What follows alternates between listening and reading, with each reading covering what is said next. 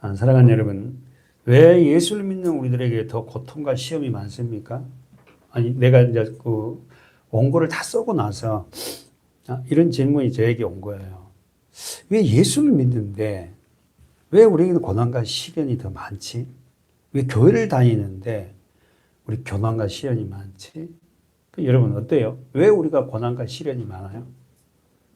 왜 예수를 믿는데도 왜 고난이 더 많냐고요? 왜요? 왜 그렇죠? 정리 한번 해볼까요? 그리스도인들은 세상과 등을 죽이고 살아가기 때문이에요. 그리스도인들은 예수를 믿는 자들은 세상과 등을 지고 살아가기 때문에 고난과 시련과 역경이 많아요. 세상과 같이 그냥 똑같이 흘러 들어가면 그렇게 고난과 시련이 그렇게 많지 않을 거예요. 근데 우리는 이제는 세상과 등을 졌잖아요. 세상과 방향이 다르잖아요. 제가 여러분에게 수업 시간에 세상은 어떻게 고지론이지 않습니까? 높이 올라가는 거 아니에요. 근데 우리는 뭐요? 내려가라 그러잖아요. 예수님이. 어디로? 십자가 밑으로. 이게 힘든 거지 사실은. 야 너희들도 같이 올라가. 세상 사람들하고 같이 가서 내가 세상 사람들보다 더 고비나 더 잘 되게 높이 올려줄게. 이러면 문제가 다르는데 내려가라 그래요. 이게 힘든 거예요. 세상과 방향이 다르다. 첫 번째, 세상을 등을 지고 살아가기 때문이다. 다시 말해서 그리스도인들은 세상이 추구하는 방향이 다르다. 써보세요. 세상이 추구하는 방향이 다르기 때문에 고통이 없어요. 세상이 끄는 대로 가면 별로 고통이 없을 것 같아. 희열도 있고 기쁨도 있고. 근데 그걸 못하게 하거든. 그러니까 내 입장에서 너무 힘든 거죠. 두 번째, 세상은 마귀가 잡고 있죠.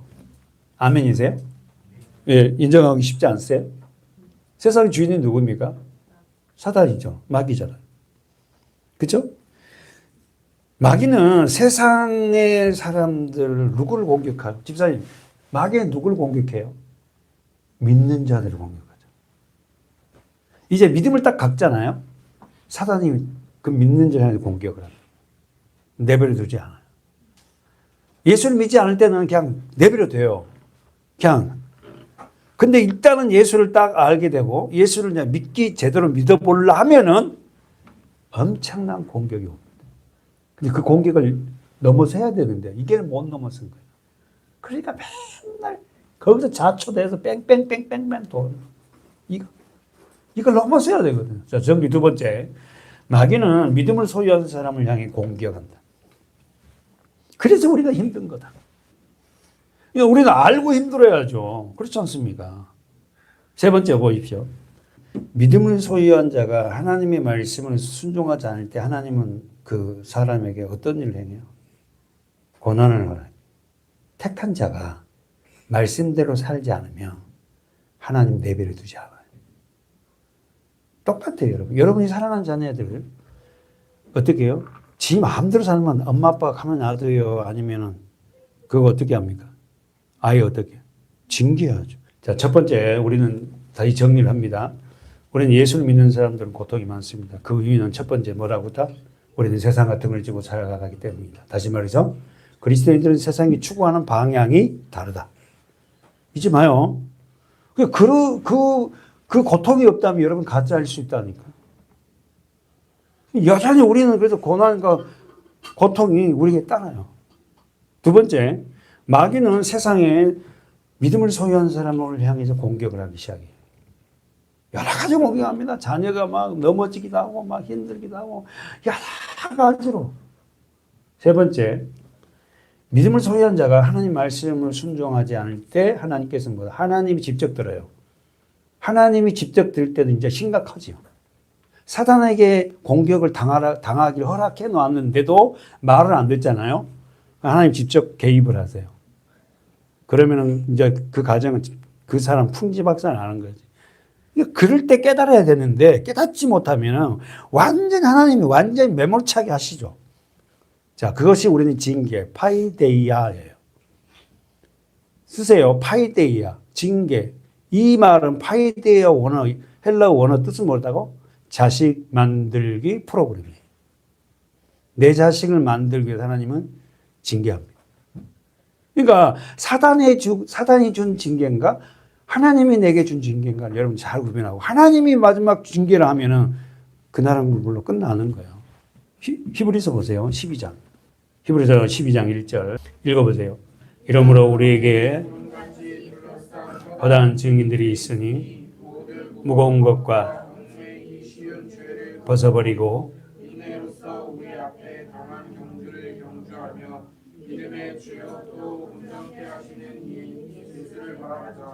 저는 그 앞에 있는 십자가를 참으사 하나님 보좌 너희가 피곤하여 낙심치 않기 위하여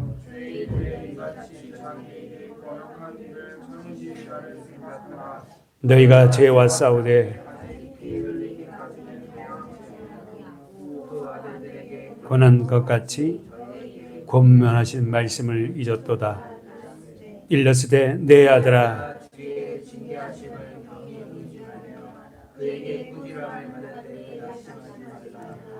주께서 그 사랑하시는 자를 징계하시고 그 받으시는 아들마다 채찍질 하심이니라 하였으니 너희가 참음은 징계를 받기 위함이라. 하나님이 아들과 같이 너희를 대우하시나니 어찌 아비가 징계하지 않는 아들이 있으리요. 징계는 다 받은 것이거늘 너희에게 없으면 사생자요 참 아들이 아니니라. 또 우리의 육체의 아버지가 우리를 징계하여도 공경하였거든 하물며 모든 영의 아버지께 더욱 복종하여 살려 하지 않겠느냐. 저희는 잠시 자기의 뜻대로 우리를 징계하였거니와 오직 하나님은 우리의 유익을 위하여 그 거룩하심에 참여케 하셨느니라. 무릇 징계가 당신은 즐거워 보이지 않고 슬퍼 보이나 후에 그로 말미암아 연달한 자에게는 의의 평강한 열매를 맺나니 그러므로 피곤한 손과 연약한 무릎을 일으켜 세우고 너희 발을 위하여 곧은 길을 만들어 저는 다이로 하여금 어그러지지 않고 고침을 받게 하라. 아멘. 계속 반복되어 나누는 건 뭐죠? 징계, 바이데야, 징계. 하나님은 계속해서 우리를 징계하신다. 사랑하는 여러분, 하나님은 사랑하는 자녀가 택한 자녀가 올바르게 삶을 살지 않고 말씀에 벗어나는 삶을 살면 반드시 징계합니다. 징계가 없으면 뭐 한다고? 사생자라는 거예요. 8절 다 같이 읽어봐요. 시작. 징계는 다 받은 것이거늘 너희에게 없으면 무슨 말 알겠죠? 그러니까 우리는 하나님이 어떨게요? 잘못된 자녀들에게 반드시 징계를 합니다. 여기서 징계는 다 받은 것이거늘 이 말은 뭐예요? 그리스도 안에 있는 믿음의 사람들에게만 얘기하는 거예요. 세상 사람들을 하나님 징계하지 않는다니까. 그래서 우리가 징계가 고난과 역경이 많아요. 근데 문제는 이게 하나님이 나를 징계하고 있다는 걸 감지 못하는 게 정말 이게 안타까워요. 여러분, 저 같은 경우는 그랬어요. 정말 조그만 일이 어떤 일이 벌어져도 하나님을 생각했어요. 모든 연결이. 그래서 깨닫게 돼요. 그래서 하나님 앞에 바로 돌아서는 거예요. 근데 어떻게 그런 징계가 와도 깨닫지 못하고 계속 자기 고집대로 하는 거야. 그럼 마지막은 어떻게 되겠어요? 사무엘하 보십시오. 사무엘하. 성경에서는 수많은 사람들의 인물이 등장해요. 근데 믿음의 사람들에게는 하나님 반드시 뭐합니까? 징계하십니다. 사무엘하 보니까 누가 나오냐면 다윗이 나와요. 보세요.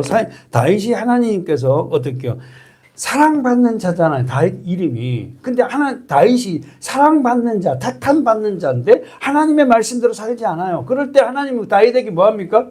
징계예요. 바이데이야. 성경에 수많은 사람이 등장합니다. 하나님께 사랑받는 자 다윗을 생각합니다. 그는 첫 번째 목동이었죠. 사무엘하 6장 보십시오. 그의 직업은 목동이었고 두 번째 다윗은 또 시인이었어요. 그죠? 그리고는 악기를 잘 타는 음악가였어요. 정말 재능이 대단한 것 같아요. 아니 목동생을 하면서 어떻게 작곡 작사를 할까? 하나님이 은혜를 부어준 것 같아요. 아니 교습학원 다닌 적도 없어. 음악학원 다닌 적도 없어. 근데 어떻게 어릴 때 그 목동 생활하면서 혼자서 이런 이 하프 같은 걸 이런 기타 같은 걸 배워갖고 하나님 은혜를 베푸셨어. 그리고 어떻게 해요? 글도 시를 보십시오. 다윗의 시가 얼마나 주옥 같은지.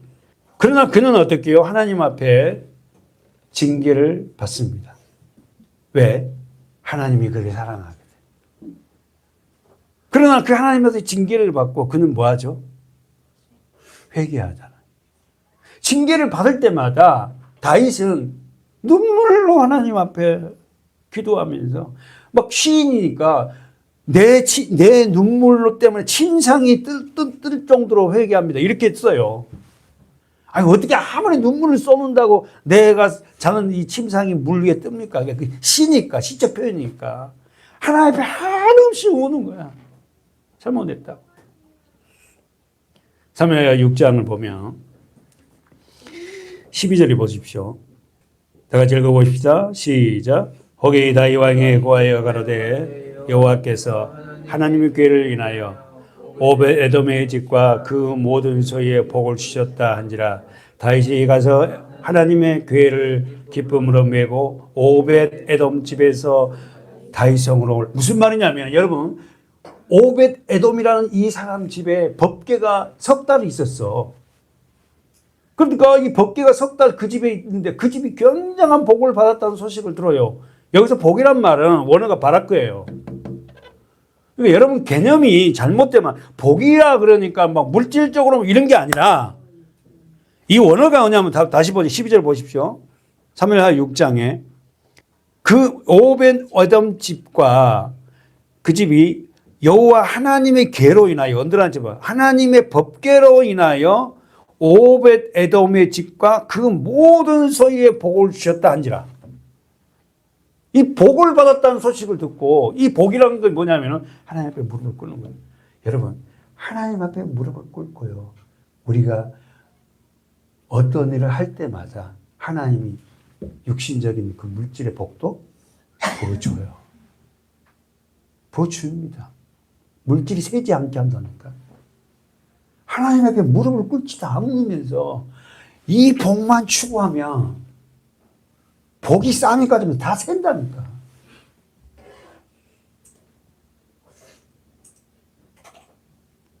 어쨌든 복을 줬다는 소식을 듣고 하나님 법궤 때문에 이 다윗이 그 언약궤를 하나님의 궤를 다윗성으로 가지고 옵니다. 읽어보세요. 우리 지우가 13절 한번 읽어보세요. 13절부터.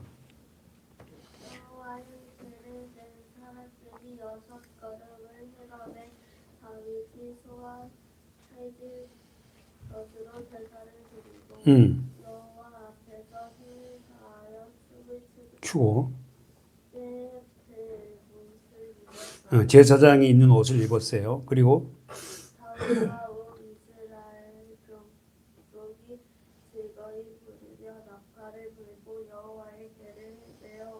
뭐 때문에 이렇게 온 이스라엘 족속이 즐거워서 나팔을 불고 그래요? 법궤가 들어. 다시 말해서 다윗은 지금 뭐요? 법궤를 맨 사람들 앞에 6걸음을 행하고 예배를 드려요. 소와 살찐 것으로 예배를 드리고 그리고는 14절 여호와 앞에서 법궤 앞에서 힘을 다하여 춤을 춰요. 왕이. 근데 이 다윗이 이 춤을 추니까 춤을 가격가게 치다 보니까 이 에봇은 여러분 알다시피 그냥 제사장들이 입는 옷이거든요. 그러니까 이렇게 끈 앞으로 묶인 게 별로 없어요. 그게 흘러가겠잖아요. 자, 보십시오. 16절 여호와의 궤가 다윗성으로 들어올 때에 다윗이 지금 어떻게 춤을 추고 기뻐하며 막 나팔을 불면서 막 난리거든요. 그러니까 바지가 막 흘러내려. 그러니까 그것을 누가 창에서 내다보고 있어요? 사울의 딸 미갈이. 사울의 딸 미갈이 내려다보면서 뭐라 합니까? 아이고 다윗 왕이 여호와 앞에서 춤추고 뛰는 걸 보고 심중에 저를 뭐 한다고? 없이는. 왕이 돼가지고 참 백성들 앞에서 참. 그래서 보십시오. 다 같이 한번 읽어볼까요? 17절부터 시작. 여호와의 궤를 메고 들어가서 다윗이 위하여 친 장막 가운데 그 예비한 자리에 두매 다윗이 번제와 화목제를 여호와 앞에 예배를 드렸어요. 예배를. 그 다음에 다윗이 번제와 화목제를 드리기를 마치고 만군의 여호와의 이름으로 뭐한다? 축복. 자, 여기서 축복. 그 예배가 축복이라는 거 여러분 아세요? 예배가 정말 고통스러울 때도 있어요. 힘들 때. 그러나 그 예배가 예배답게 드리는 그 자체가 축복인지 아세요? 그러면서 뭡니까? 자, 19절 시작. 모든 백성 고 온 이스라엘 무리의 물온 남녀하고 떡 한 개와 고기 한 조각과 건포도 떡 한 덩이씩 나누어 주매 모든 백성이 각각 각기 집으로 돌아가니라. 다윗의 자기 가족에게 축복. 자, 언더라인 쳐보세요. 자기 가족. 다윗이 자기 가족에게 축복하러 들어옵니다. 사랑하는 여러분, 아빠가 자녀들에게 축복을 기도를 한다. 굉장히 중요한. 자녀가, 특별히 아버지가 자녀들을 축복해 준다. 하나님 굉장히 기뻐요. 우리 교회 우리 아빠들도 우리 자녀들을 축복기도 해주세요. 나중에 크면요, 얘들 축복기도 안 받습니다. 어릴 때 이 자녀들 축복기도 해요. 자, 보십시오. 다윗이 자기 가족에게 축복하러 들어올 때, 자, 읽어보세요. 사울이 거기서 시작. 사울의 딸 미갈이 나와서 다윗을 맞으며 가로되 이스라엘 왕이 오늘날 어떻게 영화로우신지 방탕한 자가 염치 없이 자기의 몸을 드러내는 것처럼 오늘날 그 신복들의 계집종의 눈앞에서 지금 뭔 이야기 하는 거야? 술 취한 사람도 아니고 왕이라는 채통도 지키지 않고 그 뭐 하는 겁니까? 바지가 흘러가고 속옷이 다 보일 정도로 맨몸이 보일 정도로 그렇게 춤을 춥니까? 당신 왕이라면서요? 그랬더니 다윗이 뭐랍니까? 시작. 다윗이 미갈에게 이르되 이는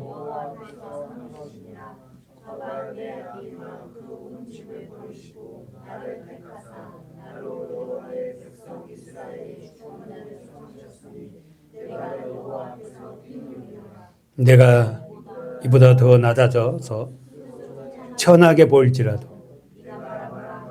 계집종에게는 그러므로 사울의 딸 미갈이 저주를 받죠. 여러분, 다윗이 지금 뭐라 그래요? 자기 아내가 이런 비아냥거리면서 말할 때 은혜를 모르는 사람이잖아요. 미갈은. 자기 아버지가 사울 왕이야. 그 아버지의 그 딸이야. 다윗이 뭐라고 말합니까? 나는 여호와 앞에서 한 것이다. 하나님께서 내 아버지와 우리 온 집을 택했다. 너네 집을 버리고. 보십시오. 다시 한번 보십시오. 21절에. 저가 네 아비와 그 온 집을 버린. 네 아비 누구죠? 미갈의 아비. 미갈의 아버지가 누구예요? 사울 왕이잖아요. 너가 아버지가 초대 왕이었잖니. 너가 아버지를 버리고 너네 집을 다 버리고 어떻게 한다고? 언더라인 쳐보세요. 나를 택하사. 나를 택하사. 야, 정말 가슴이 저는 막 벌렁벌렁해요. 하나님이 나를 택하셔서 목회자로 세웠다는 것이 너무너무 감사. 나를 택하사 나로 여호와의 백성 이스라엘의 주권자를 삼으셨으니 하면 자기의 왕을 주권자를 누가 삼았다고? 하나님이. 내가 여호와 앞에서 뛰놀리라. 내가 여호와 앞에서 뛰놀리라. 하나님의 말씀이 들어오니까 막 너무나 벗기가 들어요. 좋아서 막 춤을 추고 있잖아요. 다윗의 그 모습 한번 상상해 보시라고. 자기 왕의 채통 이런 걸 다 내려놓고 어린아이 같이 하나님이 나를 택해서 나같이 부족한 이 목동에다가 아무것도 없는 나를 이스라엘의 주권자로 삼아주시기에 너무 감사해서 하나님 앞에 눈물 흘리고 기뻐하며 찬양하면서 뛰는 다윗의 모습 보세요. 우리는요 다 체면을 자주 차리고요. 우리 그냥 참 하나님 앞에서요 어린아이 같은 자가 돼야 되는데 어린아이가 아니라 아주 하나님보다 더 높아. 얼마나 교만한지. 에이 뭐 그거 뭐 그렇게 해야 되며. 하나님의 은혜를 몰라. 근데 다윗은 알아요. 내가 이보다 더 낮아져 스스로 천하게 보일지라도 정말 내게 말한 바 계집종에는 내가 높임을 받으리라. 여기 정리해 보십시다. 미가는 어떤 자예요? 대표랍니까? 하나님의 은혜를 모르는 자. 하나님의 은혜를 모르는 자는 하나님의 은혜를 받은 자들이 행한 모습을 보고 불경건스럽다 그래요. 아이고, 목사가 돼가지고, 뭐 교회가 돼가지고, 뭐 저 모양이야. 뭐 이래서 말도 있잖아요. 하나님 믿는다면서 그 모양이야? 그러잖아요. 사랑하는 여러분, 오늘 우리에게는 믿음의 사람으로서 고난과 역경이 많았고, 고통이 시험이 많은 이유가 바로 그이에요. 우리는 세상과 등지고, 세상에 추구하는 방향이 다르기 때문이고, 그리고 어떻게요? 그 믿음을 가진 저와 여러분은 사단은 우리를 공격하고, 그 다음에 어떻게요? 하나님의 선택된 백성으로서 자녀로서의 말씀에 순종하지 않을 때 하나님 우리를 징계하세요. 징계의 선을 넘어서서 하나님 앞에 순종하여서 나아가고 진정 복 있는 성도 되시길 바라요. 마태복음으로 넘어가겠습니다. 지난주 우리는 계속해서 마태복음 말씀에서 하나님 나라는 여기 있다 저기 있다 아니고 어디 있어요? 내 마음에 있다. 하나님의 나라는 예수 그리스도가 머리가 돼야 돼요. 교회만 다닌다고 하나님 나라가 이런 게 아니란 말이에요. 예수 그리스도를 머리라고, 다시 말해서 예수 그리스도가 주인으로 모시고 살아가는 성도들의 마음에 있어요. 이 교회가 내가 여전히 삶의 주인되어 살아서 하나님 나라를 경험하지 못해요. 지금 우리가 기도 중에서도 나왔고 우리 찬양하면서 나왔지만 하나님의 나라가 되어서 내 안에 그리스도가 주인된 자들에게 나타나는 특징은 딱 두 가지라 했잖아요. 제가 아까 반복해요. 평안과 기쁨. 교회를 가는데 너무 평안하고 기뻐요. 예배 자체가 평안하고 기쁘다니까. 그런데 예배 자체가 굉장히 부담되고 예배자는 기쁨이 없어요. 정확하게 여러분 자신이 진단되지 않습니까? 정말 내가 하나님의 나라가 됐다면, 세상에서 내가 진정한 하나님의 자녀가 됐다면 예배의 특권을 누린 자들인데 그 예배를 통해서 난 평안과 기쁨이 나에게 있는가? 사랑하는 여러분, 우리 조차가 모두가 평안과 기쁨을 누리는 그 예배자가 되시기를 축원합니다. 마태복음 10장을 보십시오. 8절에서 우리 지난주 봤지만 다시 한번 볼까요? 교회 안에서 잃어버린 자가 많아요. 자, 6절 다시 한번 보세요. 차라리 이스라엘 집에 잃어버린 양에게로 가라 그랬어요. 교회 안에 있지만은 잃어버린 양들이 많아요. 그 잃어버린 양이 어떤 양이죠? 여전히 자기가 삶의 주인되어 살아가는 사람들이 잃어버린 양이에요. 그리스도로 고백하지 못하고 자기 마음대로 사는 자들이 잃어버린 양이라. 택함을 받았는데 이들이 빨리 주님 안에 들어오기를 원하는 거. 주님도. 마태복음 10장 8절 보십시오. 자, 7절 가면서 천국이 가까웠다라. 천국이 누구죠? 예수예요. 말씀으로 안에 들어오라예요.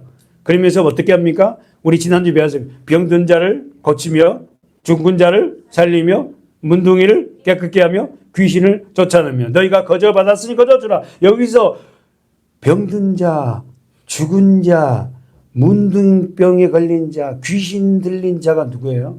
지옥에서 하는 사람이죠. 거기서 우리는 고침을 받잖아요. 우리 모두가 영적으로 다 병이 들어있잖아요. 저도 영적으로 병이 엄청 들어있는 사람들 중에 한 사람이었어요. 영적인 병이 들고 내가 사실 죽은 자였거든요. 말씀에 반응하지 않았다고. 예배에 반응하지 않았다고. 기도하지 못하는 거지. 죽은 자니까. 근데 이제는 기도하면 산 자가 되어서 기도하게 되고 찬양할 때마다 그 찬양의 가사가 너무너무 감사를 미쳐 올라오고. 정리해 봅시다. 물과 성령으로 거듭나기 전, 예수 그리스도 십자가 내 것이 되기 전, 부활이 내 것이 되기 전에는 내가 어떤 자? 병든 자, 죽은 자, 문둥병 걸린 자, 귀신 들린 자예요. 이 말을 지난주 설교로 말했죠. 지옥이라 했다. 그래서 제가 한문까지 썼잖아요. 몇 번 썼지만 지옥이라는 게 뭐예요? 지옥. 말씀이 방패에 갇혀 있는 상태. 말씀이 여러분 심령에 튀어나와야 되잖아요. 내 삶 속에 나와야 되는데 말씀이 갇혀 있는 상태. 내가 예수 그리스도에 써보십시오. 예수 그리스도의 십자가 부활이 내 것이 되기 전 내가 바로 병든 자였고 내가 죽은 자였고 내가 문둥병에 걸린 자이고 내가 귀신에게 사로잡힌 자예요. 여러분 문둥병에 걸리면요 가족과 같이 못 삽니다. 그러면 영적인 문둥병에 걸리면요 자녀들과 대화가 안 돼요. 언제나 외톨이라. 그래서 집안에 가면 남자들은요 왕따 안 되려고 이 자녀들을 나 쪽으로 끌어들이려고 뭐 하냐면 그들이 하고 싶은 걸 해줘. 돈을 좀 많이 벌어서 아이들에게 용돈 준다든지 그러면 아이들 좋아하거든. 실제로 아이들은 그거 원하는 거 아니야. 실제로 아이들은 물론 그거 필요한 거예요. 자녀들에게. 여러분 한번 우리가 진도가 지금 안 나가서 계속 죄송한데 내가 예수 그리스도 물과 성령으로 거듭나기 전 내가 십자가 내게 되기 전에 내가 죽은 자고 병든 자고 영적인 문둥병이 걸린 자고 내가 귀신 들린 자구나. 근데 여기서 뭡니까? 내가 고침을 받았고 살아났으며 깨끗하게 됐고 귀신을 내쫓아잖아. 다시 한번 보세요. 다 같이 8절 시작. 병든 자를 고치며 죽은 자를 살리며 문둥병이를 깨끗게 하며 귀신을 쫓아내며 너희가 거저 받았으니 거저 줘라. 뭡니까? 제자들도 이렇게 살았다는 거예요. 예수님이 제자들에게 말한 거예요. 너희가 옛날에 나를 만나기 전에 병든 자고 죽은 자고 문둥병 걸린 자 귀신에 사로잡힌 자야. 네가 거저 받았으니 너도 가서 거저 줘라. 예수님을 부름을 받기 전 모든 제자의 상태를 말하고 있고 예수님을 만나기 전에 모든 택한 자녀의 모습을 보여주고 있어요. 저는 정말 그 원고 하나하나에 정말 제가 마음을 실어서 여러분에게 이렇게 기록을 하는데 여러분은 반복된다고 좀 이렇게 흘려보내지 말고 마음이 좀 새겨졌으면 감사하겠다. 응? 우리 목사님 불쌍히 여기서 목사님의 설교를 내가 참 가슴에 새겨야 이런 좀 마음을 갖고 설교를 좀 들어줬으면 감사해요. 듣고 계신 줄 믿는데 욕심이 많아서 그래요. 자, 보십시오. 자, 그러면은 우리는 여기서 거저 받았으니, 노트 정리해 보세요. 거저 받았으니, 너희가 거저 받았으니 거저 주라. 지사님, 왜 거저 주셨죠? 구원이라는. 거저란 말이 값없이 받은 선물이에요. 도래 아니라는 원어인데, 써보십시오. 거저란 말은 도래 아닌데 값없이 받은 선물. 그러면 집사님, 유 집사님, 값없이 받은 선물이 뭐예요? 구원이잖아요. 아담 안에서 우리가 다 구원받았잖아요. 값없이 받은 선물. 뭐 여러 가지만 십자가. 뭐 여러 가지 나오는. 그러면 왜 거저 값없이 하나님은 이 우리를 구원해 주셨어요?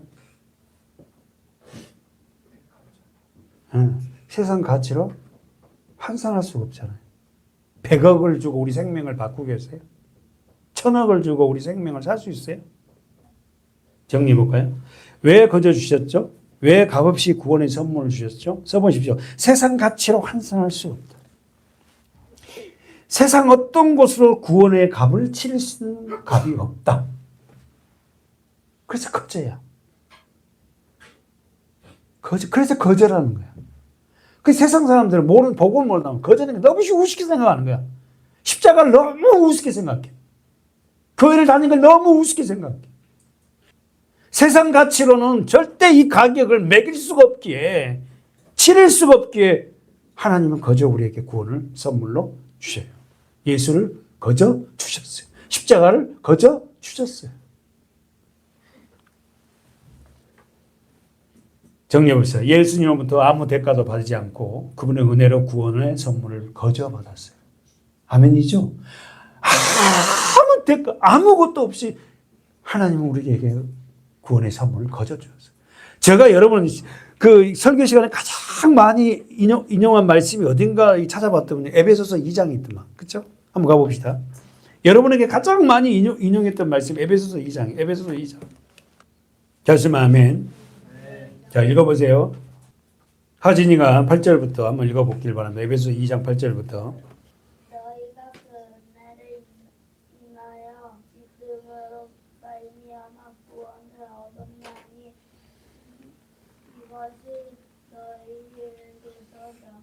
아니요 하나님의 선물이라. 계속. 여기에서 난 것이 아니니 이는 누구든지 자랑스러워 하느라. 저 여기 보세요. 화정이랑 잠깐만 9절에 보세요. 행위에서 난 것이 아니니 이는 누구든지 자랑치 못하게 하려 함이라. 내가 어떻게 하니까 내가 구원을 받았고, 내가 이렇게 뭐 헌금을 많이 하고, 내가 어떻게 뭐 기도를 하고, 내가 뭐 100일 동안 금식 기도를 했더니 나에게 구원을 줬다 이런 게 아니라 행위에서 난 것이 아니요. 행위에서 난 것이 아니니 이는 누구든지 자랑치 못하다. 너희가 그 은혜를 인하여 믿음으로 말미암아 구원을 얻었다. 그 은혜가 뭐예요? 십자가잖아요. 그러니까 여러분 제가 지금 자주 설계했지만 믿음이 오기 전에 뭐가 왔냐면 은혜가 왔다니까. 여러분이 믿고 싶어서 믿음이 왔다. 보세요. 2장 8절에 너희가 그 은혜를 인하여 믿음으로 말하면 구원.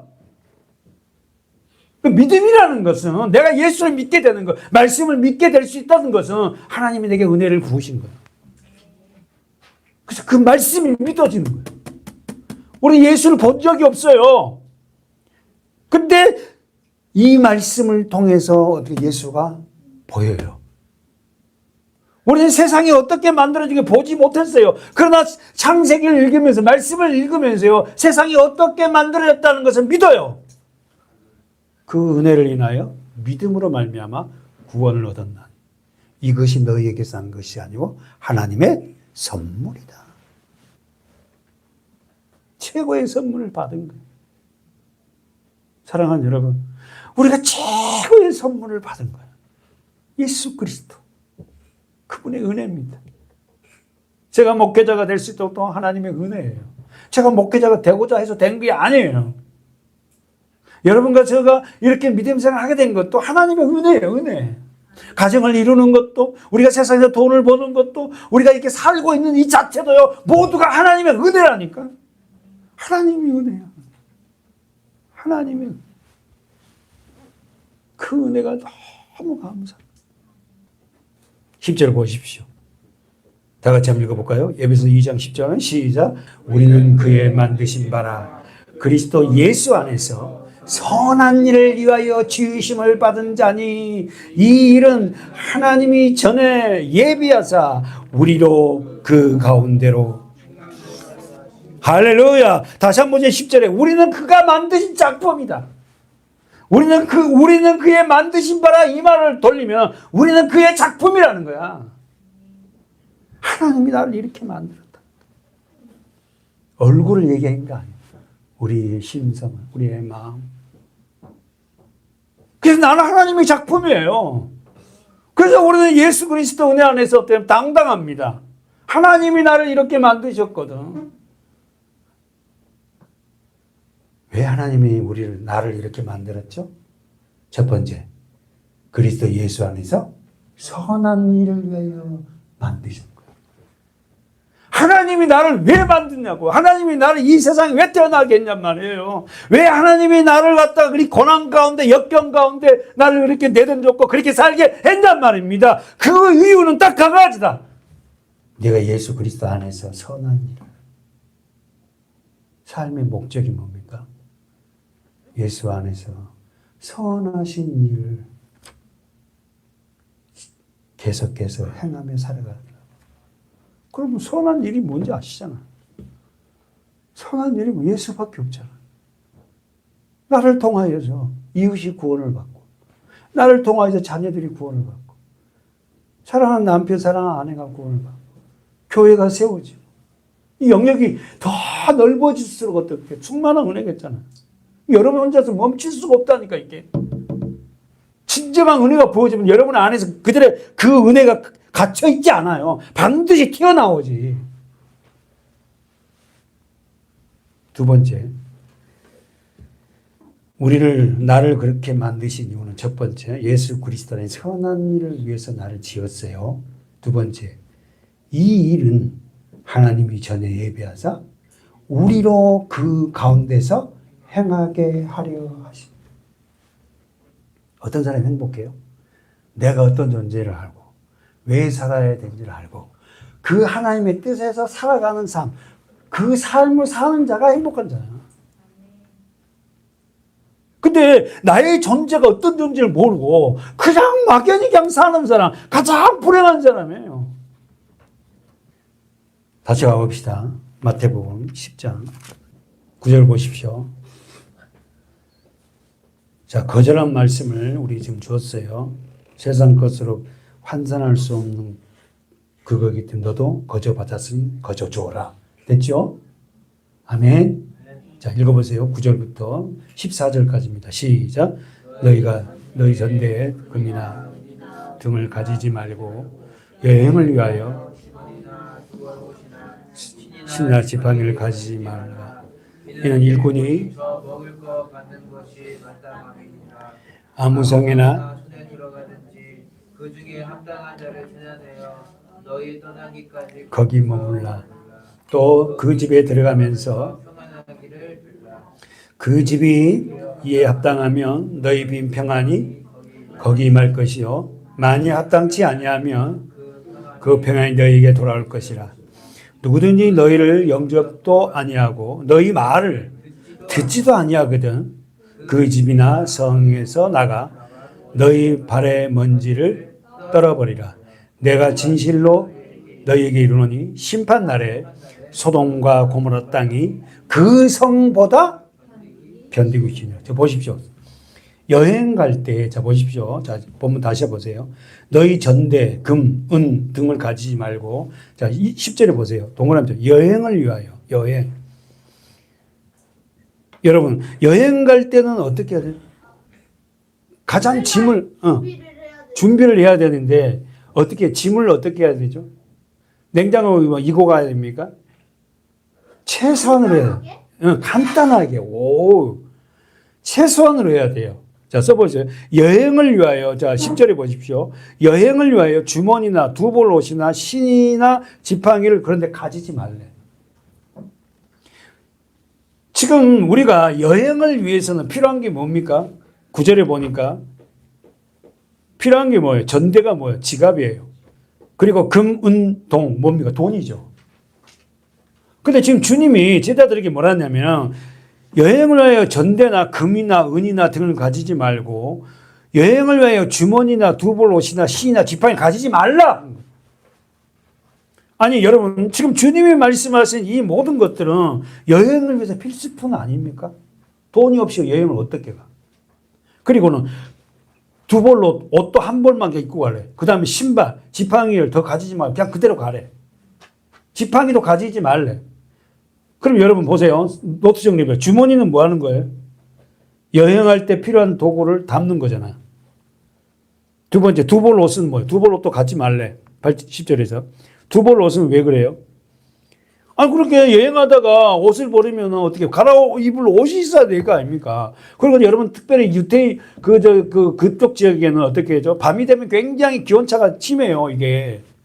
그래서 담요 같은 거 갖고 다니고, 예수님도 그림 보면은 이렇게 빨간 이런 걸 이렇게 들고 다니는 이유가 뭐냐면은, 저녁이 되면 굉장히 춥습니다. 그래서 그걸 갖다 덮고 잔다고. 낮에는 더우니까 이렇게 일기초가 심해요. 근데 같이 가지 말래. 그 다음에 신. 이런 여행을 신발이, 예비 신발이 하나 있어야 되지 않겠어요? 옛날에 우리는 집신을 신고 다니니까 집신 장교들은 옆에다가 밑에 집신을 꽂고 다니면서 여행을 위해서 하잖아요. 근데 가지지 말래요. 그 다음에 네 번째 뭐요? 지팡이. 지팡이는 뭐죠? 지팡이는 뭐예요? 그 여행 다니다가 동물이나 누가 도적이 오면 그걸 무기로 사용할 수 있잖아요. 아무것도 가지지 말라는 거예요. 정리해 봅시다. 왜 전도의 사역의 임무에 파송된 자에게 이런 필수품을 소지하지 못하도록 했을까? 집사님들, 왜 이런 필수품을 소지하지 못하게 했을까요? 하나님만 의지하라고. 그 10절 하반절에 한번 읽어보세요. 이는, 정은승 이는 읽어보세요. 이 말이 뭔 말이에요? 일꾼. 일꾼이 저 먹을 것 받는 것이 마땅함이라. 사랑하는 여러분, 복음의 선교 사역을 행하는 자들에게는 하나님이 먹을 것을 주신다. 여러분, 제가 말씀에 빗대서 이런 말씀 오해는 하지 마십시오. 담임 목사가 복음을 위해서 여러분에게 말씀을 전해요. 담임 목회자, 교회 목회자들의 생계를 여러분이 책임지라는 거예요. 그래서 우리가 헌금을 하는 거예요. 에? 헌금 이야기 하니까 머리 숙이지 말고. 에? 아니, 담임 목회자가 교회에서 일꾼이 일을 하는데 당연히 하나님이 책임져. 누굴 통해서? 성도들 통해서 공급하시겠다는 거예요. 그 성도들이 헌금 생활에 대한 부담을 갖고 11조도 안 하고 안 해. 기본적인 것도 안 해버려요. 어떻게 이게 성도냐는 거야. 지금 예수님이 뭐라 하냐면 다시 한번 보세요. 복음사자 이는 일꾼이 저 먹을 것을 받은 것이 마땅하면 언더라인 제발 일꾼이 먹을 것을 받는 것이 마땅하다.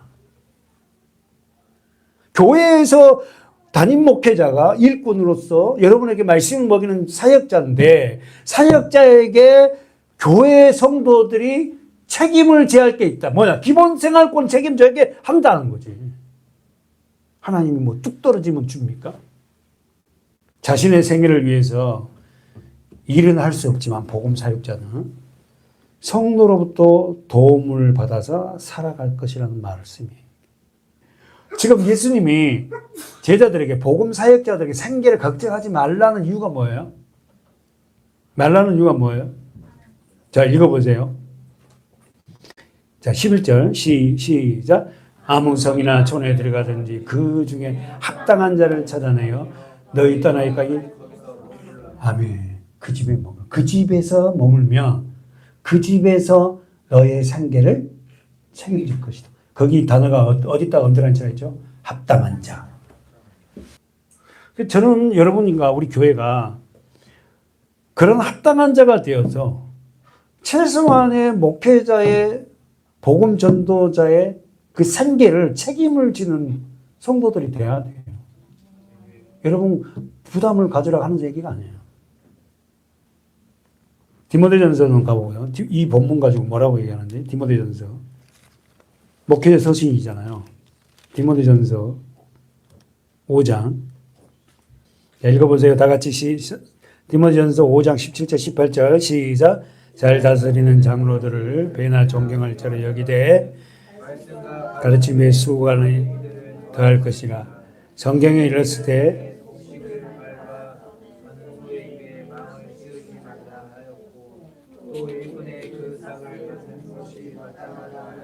아멘. 말씀을 가르치는 장로, 목회자죠. 배나 존경할 자로 알고 말씀과 가르침에 수고한 이들을 뭐 한다고? 섬겨라는 거예요. 먹을 것을 제공하라는 거예요. 18절에 성경에 이르렀을 때 구약성경이죠. 신명기인데 가지 않겠어요? 곡식을 밟아 떠는 소에게도 망을 씌우자. 소가 일하는데 소에게도 망 씌워 먹이게 하듯이 말씀에 보세요. 또 일꾼이 그 삭을 받는 것이 마땅하다. 언더라인 쳐봐요. 일꾼이 그 삭을 받는 것이 마땅하다. 교회가 목회자를 섬기는 우리 교회 성도들 돼야 돼요. 여러분 11조 생활 안 하고 헌금 생활 안 하면 안 돼요. 이거는 율법이 아니야. 타작하는 소의 입에 망을 씌우지 말라고 율법은 금지해놨어요. 뭐라고? 동물에게도 먹을 것을, 일하는 동물에게도 먹을 것을 주라는 거예요. 하물며 목회 사역에 일하는 장로에게, 목사에게 생활을 책임져야 할 대상이 누구냐면 성도들이에요. 우리 한국교회가요. 목사님들 정말 고생합니다. 고생. 저는 그래도 우리 교회 사례비를 좀 받지만 사례비도 없어요.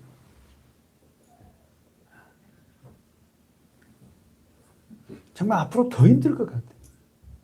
큰 교회는 차고 넘치는데 작은 교회는 다 고난. 그러니까 작은 개척교회, 작은 교회들은 후임자가 없어서 교회 문이 뭐 1년에 지금 뭐 교회가 몇 개 300 몇 개가 문이 닫고 있대요, 한국에. 운영이 안 되니까. 앞으로의 교회는요, 우리 교회도 마찬가지지만 어떻게 해요? 새로운 성도들이 들어오기는 쉽지는 않을 거예요. 그러면 우리 성도들이 더 마음을 합해서 말씀대로 살아가길 바라고, 정말 올해 이렇게 또 끝납니까? 생명이 전혀 이 교회에 생명력이 없고 그렇게 끝나야 될까요? 그렇게 하나님 가라면 가야 되겠죠. 다시 본문 가봐요. 마태복음 본문 가보세요. 그 원고가 여러분 제가 의도하려는 건 아니에요. 이제 성경이 나왔으니까 제가 좀 여러분의 교육차원에서 말씀을 드린 건데, 자, 오해는 하지 마시고, 그렇다는 건 원리는 알고 바라요. 아멘. 예. 하나님의 교회는 반드시 어떻게요? 일꾼들에게 관심을 가져야 된다. 첫 번째는 뭐요? 배나 존경할 자로 여기고, 이런 보수의 문제도 마땅하다. 이렇게 정리할 거고요. 자, 가봅시다. 오늘 끝내야 되는데, 자, 10장 다시 가보세요. 자, 거기서 11절에 합당한 자를 찾아내라 그랬어요. 그래서 그 집에 모이라. 그 집에 있어라. 그러면서 복음을 전해라. 그쵸? 됐죠? 11절.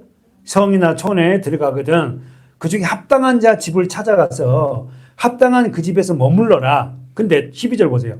그 집에 들어가서 평안하게 빌라. 그 집이 이 합당하면, 동그라미 쳐봐요. 합당하면, 받을 수 있다면 너의 빈 평안이 거기에 임할 것이고, 만일, 자, 또 동그라미 또 합당치 않으면 그 평안이 너에게 돌아올 거라. 그 다음에 14절에 누구니 너희를 영접도 하자. 언더라인. 영접도 아니하고, 언더라인 또 쳐봐요. 너희 말을 듣지도 아니하거든 그 집에서 나오라.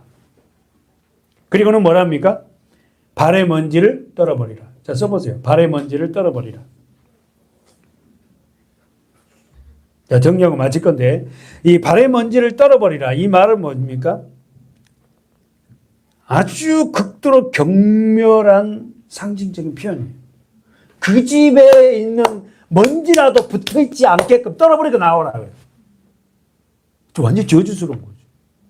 그 집에 머물렀는데 그 집이 합당치 않고 주의 종을, 전도자를 영접지도 않고 대접지 않다면은 발의 먼지까지 털어버리고 너네 집에서 있는 것 먼지라도 붙어있지 않기를 원한다고 나와보라. 정리해보세요. 더 이상 교제를 거부한다. 말씀을 받지 않는 자들에게 붙어있는 먼지라도 묻지 않기를 원한다. 좀 길죠. 말씀을 받지 않는 자들에게 붙어있는 먼지라도 내게 붙어있지를 원한다. 이게 얼마나 말씀을 받지 않는 자들을 얼마나 경멸하고 있는지 몰라. 하나님 말씀을 받지 않는 자를 하나님 굉장히 싫어하는 거예요. 그러면서 마지막 15절 시작. 내가 진실로 너에게 이르노니 심판날에 소돔과 고모라 땅이 아멘. 기도하겠습니다.